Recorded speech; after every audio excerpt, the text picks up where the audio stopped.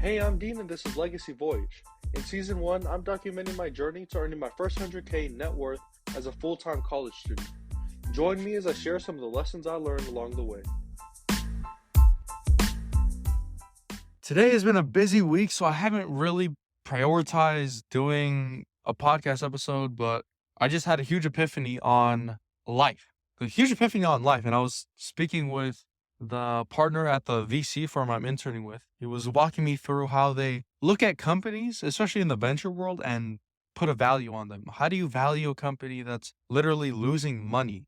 Because in search funds in the private equity world, they look at the cash flow statement and the balance sheet, and then they try to find how much they're going to earn over the next 5 years and then evaluate based on that. Or they look at similar companies and what they're trading for. But in the venture world, if a company is literally creating a whole new category that's never been done for in the entire world, how in the world are you going to evaluate them? How do you know how much it's worth? And so he was walking me through that. And at the very end of the day, I think with valuating, doesn't matter if it's venture, doesn't matter if it's private equity or public.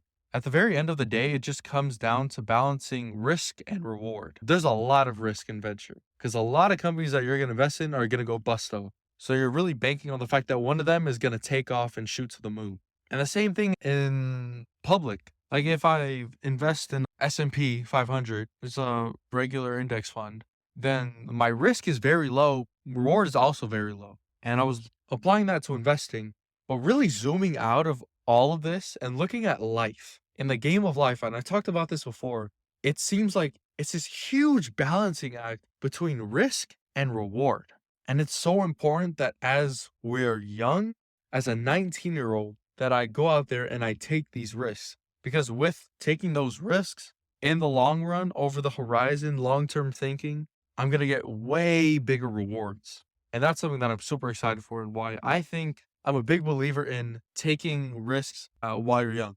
Because if you try new things, more opportunities open up and more rewards are in the making. I'm about to run through some epiphanies that I had over the week, starting with the first one, which came from last Sunday. I was in church learning about this story. And I've heard this story a couple times, but there was a key takeaway that I got from it. And I think the first epiphany that I want to share is that whenever I'm reading stories or books, it's interesting because when I go back to them, I always take out something new. And it's really cool because the words on the page, they never change. They never do. But it's me who changes. And so when I look back at those same exact words 10 years ago, a year ago, even yesterday, I grabbed something new that I didn't know before. And I didn't focus on it before. And for this story, it was the same way. It was a story, I think it's like an offering place. Jesus is there. He's looking at all the people who are giving their offerings. There's a whole bunch of rich people and they're throwing in their cash because they're rich. They have money. And a widow comes by. A widow gives her offering and it was everything she had. It was only a few cents, but it was everything she had. And Jesus says,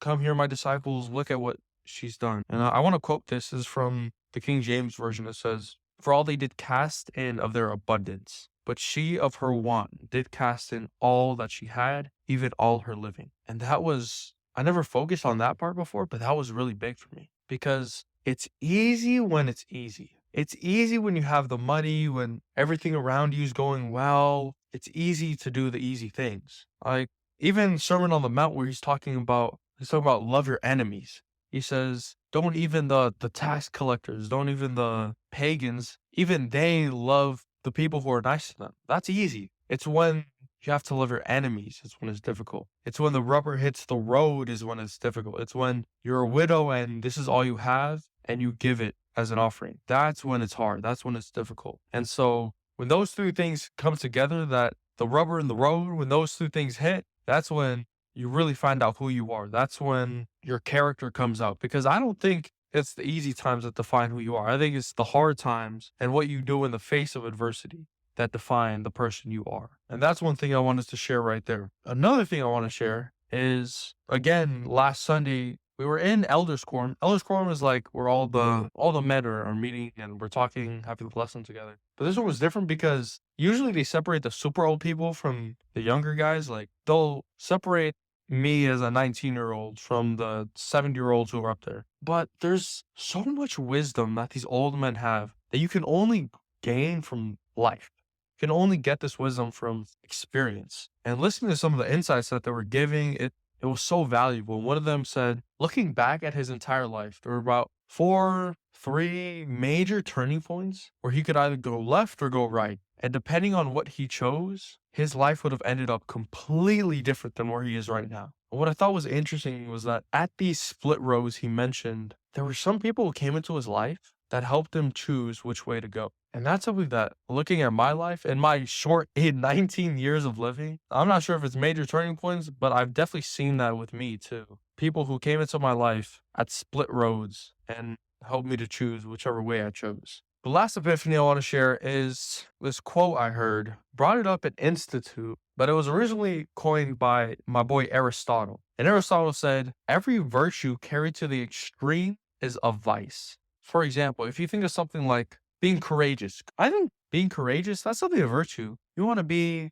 the person who's looking to go do big things, who wants to have that courage. But when you take that too far and that courage slowly turns into pride, slowly turns into having an ego, that's when it becomes a vice. Another thing is being humble. Of course, you want someone to be humble and not be bragging about themselves 24/7. But when being humble is taken too far where you start letting people walk all over you and then you become a pushover and then you start lying to make yourself look bad because you want to be humble, even though you did super well. You can even apply it to something like generosity. I think generosity is a great virtue. But if you take generosity way too far where if someone, all they have to do is ask and you'll give it to them. Doesn't matter what it is, where you start just giving out money, giving out cash to the point where people just start relying on you and they don't even take any responsibility for what they have to do. They'll just come to you and you constantly give them stuff without letting them take on some responsibility.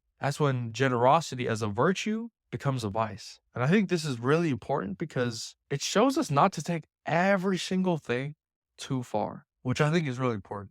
For the life update, there are a couple things that happened this week. As always, meeting really cool people in the garage, learning a whole bunch more things, working with Raj and Skylar on their search funds, and then a whole bunch more on venture capital. And man, so much that I'm learning. I think the biggest update for today was a meeting I had yesterday on Friday. And it was the first time where I really sat down as a team for Ninja News and we're thinking through everything. And I'm super excited for what this could be because I think it can be really, really big. And I'm super excited for that. The biggest takeaway from the meeting after we're talking about just introducing each other as a team and talking about what we're going to be using in terms of tech, plans for the future, we really hit on this 3-phase plan for growth.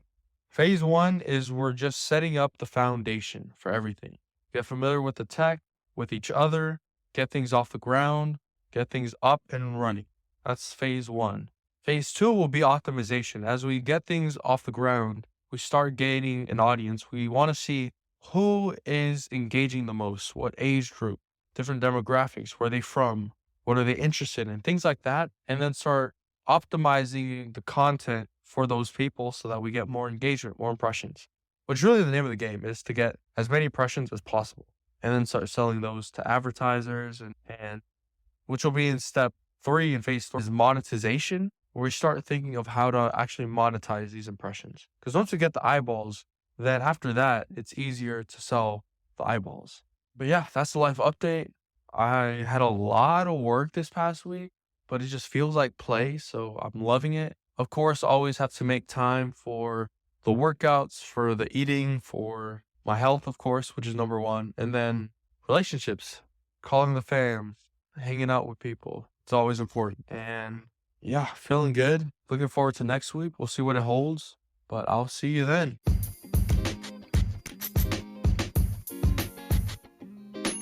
I record these episodes completely free to share success with everyone. So the only thing I ask is that if you learned anything or found something interesting in this episode, just leave a review and share it with a friend. Only takes 5 seconds and it would mean the world. Thanks, and I'll see you in the next episode. Tatok, see you.